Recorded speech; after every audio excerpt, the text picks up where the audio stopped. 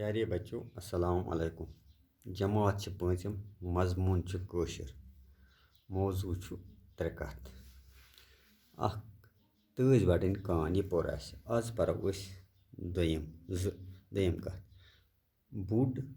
शाल तो हून बुड शाल तो हून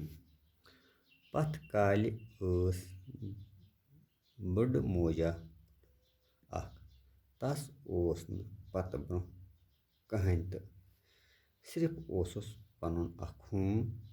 युस तेम रोशमुत ओस। अकि दोह दोप एम बह कुन गछ कोर हुंद दोह तार सालस सह बेस कथ ताम गामस मज रोजान दोपुन तति खेम नाट बता तो बेयि कर कोर सत कथा बाथा बुज लग रुत पलव तो द्राय कोर हुंद वोरो कुन एम विज ओसुन शाम ह्यू योतमुत गसुन वत पे वुछुन बोड़ शाला बिहित शालन जोन जे शिकार बनो तो खेमन यह बोड़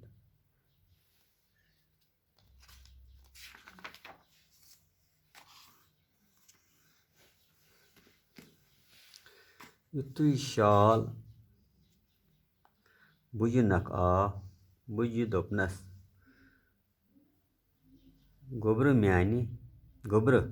खेन क्या बछ चली न छुम रथ तो न छुम माज बस खेन दाद होचमज मे कोर निश गसुन तति यमै बह यड़ भरित खेत तो अति खेतम शालस आय बुज हज कथ पसंद तो दोपनस ऐ वोनुत पोज गस मगर जल्दी यीज वापस मे सख बछ लजमज बुज त्रो फ्रक तो पच ब्रोट कुन बुड़ येल कोर निश वोत तो वोनुन तस सुर कोर ësस गाडज तेम वोनुस मोज च म बर गम च खे सोख शेहलित बत वुछो है खुदा क्या कर बुज खेव चौ यड़ भरित कोर सत चोटुन दरबारा तो शोंज बुज येलि गर वापस गसुन ओस कोर ओन अख